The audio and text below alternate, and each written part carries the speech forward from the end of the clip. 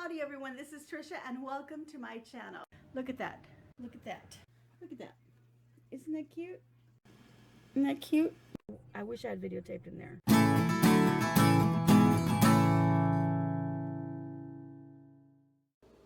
Alright everyone, tonight I am going to be making caldo de albondigas. That is a meatball soup. I'm going to make it in the simplest way that I know how to make it so that I can make a nice meal for tonight for myself and my husband.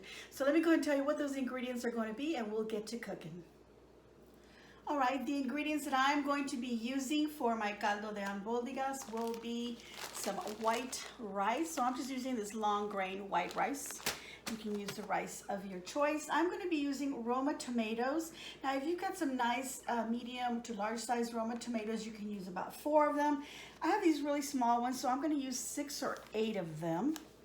I'm going to be using this 80% lean ground chuck. You can use a beef, or you can also use some pork. You can combine the two. I decided that I was only going to use beef because my husband won't eat pork. So anyway, but they would probably taste a little bit better if they had the beef and the pork. So you can do half a pound of each if you like. I'm going to be using some celery. So I've got a couple of stalks of celery. I've also got 2 carrots right here. I'm going to be using some onion, and I'm going to be using half of the onion and then a quarter, so 3/4 of this onion I'll be using. I'm going to be using some zucchini squash. I'm also going to be using these Mexican squash and some russet potatoes. You can use red potatoes if you prefer those. You can also use a chayote squash or chayote squash. Okay, I'm also going to be using some chipotle pepper, and I'm just going to be using a little bit of this. 2 eggs. I'm going to be using quite a bit of garlic cloves, so I've got a whole head here. I am going to be using a beef, or you can use a chicken bouillon. Obviously I need some salt, some pepper. I'm also going to be using some dried oregano in my recipe. I'm going to be using a few sprigs of mint. I'm going to be needing a vegetable oil. I've got some corn oil. You can use canola oil or just regular vegetable oil. And I'm going to be needing some beef broth. And here I've got 32 ounces of beef broth. I do have some chicken broth just in case I don't have enough of the beef, but you can use either all beef or a combination of both or just chicken. All right, so these are my ingredients. I am going to be using some water, and I've also got some extra water while I'll be doing my rice, and some extra water while I will be boiling my tomatoes. So let's get to that part. All right, I've gone ahead and I've chopped up all my vegetables to get them ready and prepared for when I need them. The potatoes, I cut just 1 of them. I had 2 potatoes, but I just used 1 because it was fairly big, and I chopped it up into little cubes. As you can see right there, that's the cube sizes that I cut, and then I put them in water. You probably want to wait to cut up your potato till you're ready to use it. Okay, I've also got my zucchini and my Mexican squash cut up about the same sizes as the potatoes, and I used half of my zucchini because it was a really big zucchini, so I only used half of it. So if you have a small zucchini, just use 1, and I only used 1 of my Mexican squash as well because once I put them together, I felt like that was a lot. I did use 3/4 of the Mexican squash, and 1/4 of it I finally chopped it. So you can see here where I have done that into little small pieces, and I'll show you why later. I've also got my celery chopped up, just sliced up like that, and I used 2 sprigs of that, and I used 2 carrots, and they've also been sliced. I cut my onion in half, and then in half again, and then I used 1/4 of an onion to chop it up also very finely. You can see here that it is very fine. There you go. And then I've got my garlic, and the garlic I used 6 cloves, and I've got 4 cloves that have been chopped up fine there, and then I've got 2 whole cloves here, and then I got 2 sprigs of my mint, some mint leaves, and I've chopped them up, and that is about maybe 2 tablespoons of mint. Okay, so those are my ingredients all prepared, and oh, I've got my tomatoes as well, and I've gone ahead and I've just taken off that little brown bit that is at the end, and I've done that to all of them. These are ready to go into some boiling water with my onions and my 2 cloves of garlic. So let's get to that point. All right, so I've got a pot here of water boiling, and I'm just going to drop my tomatoes carefully into my boiling water. And my onion. And the 2 garlic cloves. And about half a teaspoon of salt. Just get that in there, and I'm going to let this boil and cook for about 7 minutes. I've got another little pot here with some water. I've got about a cup and a half of water in there, and I put about a half a teaspoon of salt. I'm adding 3 tablespoons of the rice into that water. I'm just going to stir it around, cover it, and I'm going to leave that on a low temperature. Put it on low, the lowest that I can put it on. And I'm going to leave that for about 7 minutes, just like I'm going to be cooking this. So the rice is not going to fully cook. I just want it to cook just a bit. So we'll be back in 7 minutes. All right, my tomatoes, my onions, and my garlic have boiled for 7 minutes. And I'm going to take them and put them into my blender. And the water that I showed you at the beginning in the measuring cup that I said you need about 3/4 cup of water, I'm actually not going to use that, but I'm going to use the water where I boiled these tomatoes and onion to put into my blender. So I've gone ahead and I've grabbed, let me show you, I've grabbed about a little more than half a cup here. I'll get a little bit more if I feel I need it, and I'm going to be adding that to my blender with all of this. So let's go ahead and do that. Put that all in there. I think I can go ahead and pour the rest of this. There's a little bit of liquid in there, so pour that in. I'm going to add some fresh ground pepper. I like using a lot of pepper. Okay, I'm also going to use some salt, and I'm going to put about anywhere from half a teaspoon to about a teaspoon. And then I'm also going to add the chipotle, and I'm going to add one of these chipotle peppers that is in my little can. This is a jalapeno pepper that has been roasted, and that is what they call a chipotle, and it's in some tomato sauce. So I'm just going to take a little bit of that tomato sauce. If you feel that this might be too spicy for you, you might want to cut up that chipotle in half and just use half, or if you want, just leave it out. All right, we're going to go ahead and put some water in there as well, and we're going to cover it with the lid, of course, and make sure that you have some napkins or a towel, because anytime you blend with anything that's hot, you want to make sure that the lid is nice and secure, and just put some towels on top and hold it down. We're going to liquefy this, so let's go ahead and push that. Hopefully I plugged it in.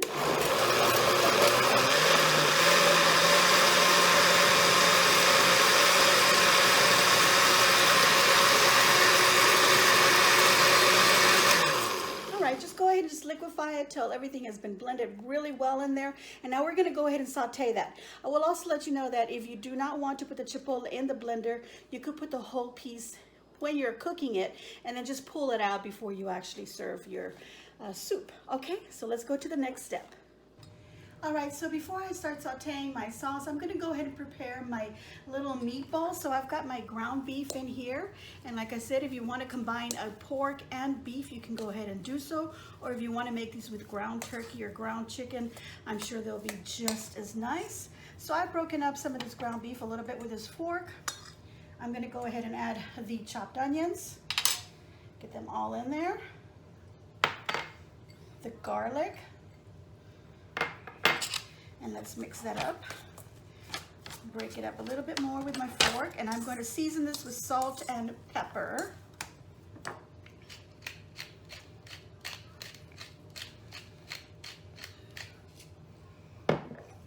Some salt, just as much as you like. I'm going to use about a teaspoon of salt here.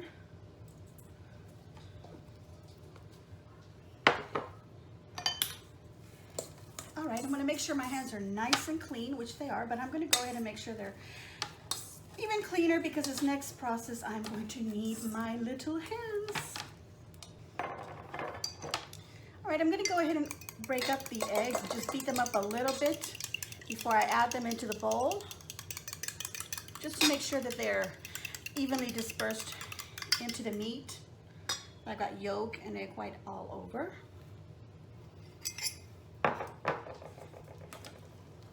Okay, the other seasoning that I want to use in here is some of this oregano.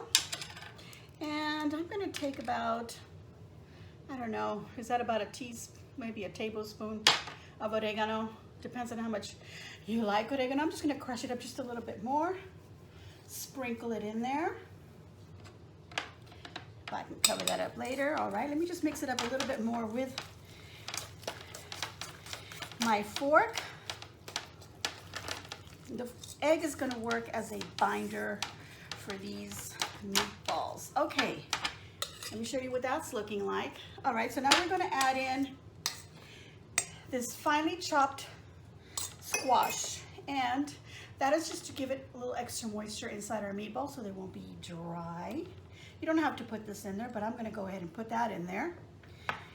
And I'm also gonna add the mint that I've chopped up. Put that in there. And I'm also going to add the rice. Let me go ahead and just give it a little bit of a turn with my fork. Just like that. Now I'm gonna go ahead and add the rice. And I've made sure that I tried to drain that as best as I could.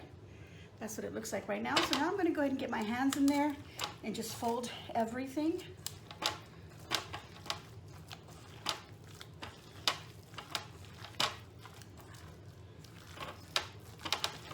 There we go. Make sure you cool off your rice so that it's not hot and it doesn't cook the egg. I just thought about that because I'm feeling, oh, this is a little hot. What is it? Oh, the rice. So now you're gonna take these and you're gonna form a little meatballs about that size. That's about 1 inch in diameter. You can make them bigger, you can make them a little smaller. I'm gonna make a whole bunch of them, so I'm gonna make them small. And then I'll let you know how many of them I got out of here. You could probably get like 24 to maybe 36 little balls, depending on the size that you make them. So go ahead and start making those. We're gonna put them aside, and then we're gonna go ahead and saute our sauce. All right, everyone, I've managed to get 24 meatballs out of the beef that I have mixed together. And now I'm going to go ahead and saute my sauce. So I've got a pan here on a little stove here on my island so you can see what I'm doing. I'm gonna put about a tablespoon of vegetable oil into my pan. And we're gonna let that get hot. All right, our pan is now hot. I'm just gonna move the oil around just a little bit here. And now we're going to add our sauce that we had in our blender into our pan. Pour it all in there. And we're gonna take our beef bouillon. If you don't have beef, you can use chicken. And we're just gonna crumble it up and add it right into our sauce. Mix it in, and then we're gonna give it a little bit of a taste. Make sure it is seasoned just right. Maybe it needs a little more salt, maybe a little more pepper. Mix this up.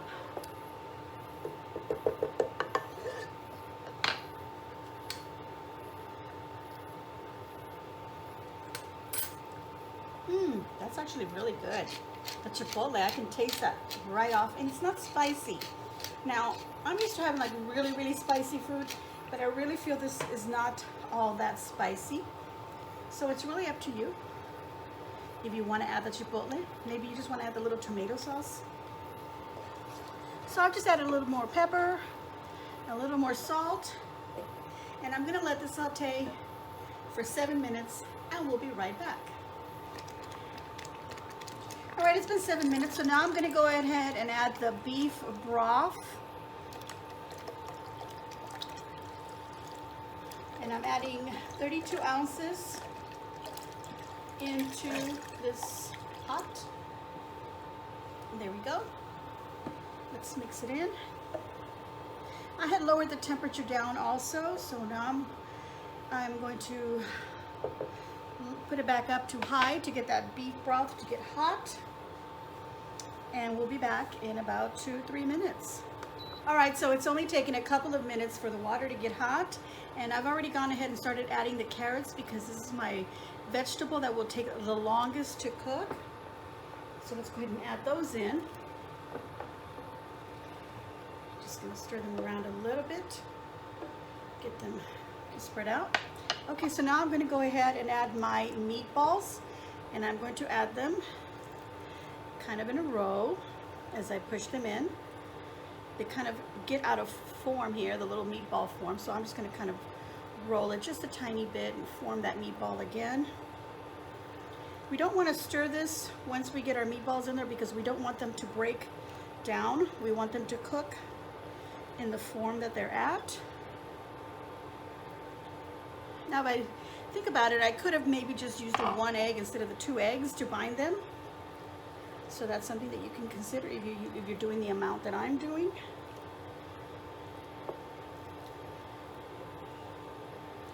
Okay, I'm gonna get the rest of these meatballs in there. I'm gonna cover it up and let them simmer in a high heat for about 7 minutes, just till my meatballs are cooked. And then we're gonna come back and put in the rest of our vegetables. It has been 7 to 8 minutes and my meatballs have been cooking. I wanted to show you how they looked. They look so yummy and so hearty. Here's another one.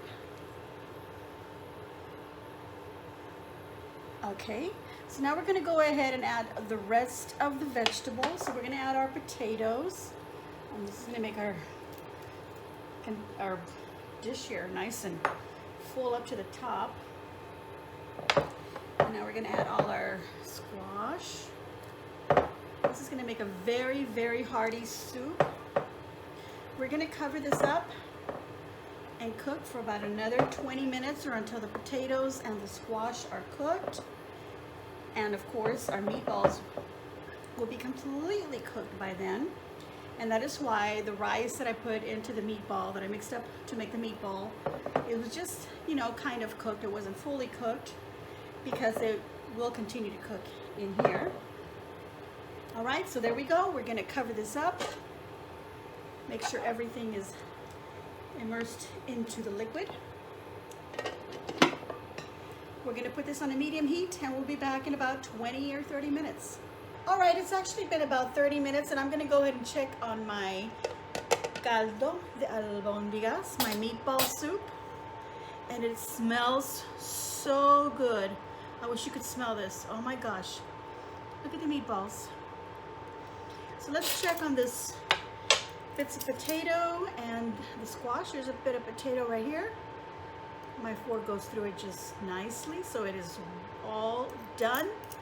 So all together, this has taken me about an hour, all the preparation and all the cooking time. It has taken almost an hour to make this Caldo de Albondigas. Now, you could change this up.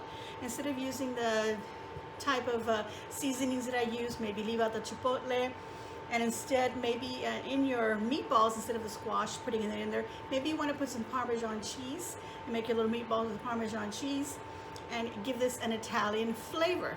So just flavor this with your favorite or whatever your taste is. And of course, you can serve this the way that I made it. I'm going to serve it with some corn tortillas and a little bit of lime, and I've also made some Spanish rice on the side to put on here. So let's go ahead and taste this.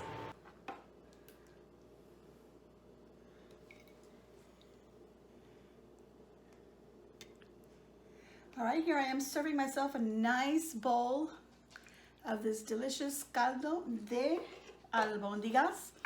I made a little Spanish rice here on the side, and I'm gonna go ahead and put some in there, make it a little more heartier.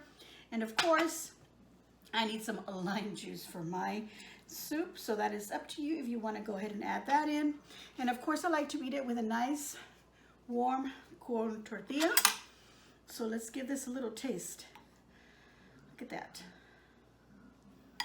Oh my goodness. I want to get everything on here, but I'm afraid I'm not going to be able to eat all that. Look at that. It is hot.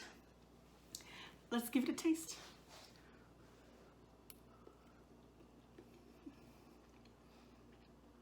Oh my gosh.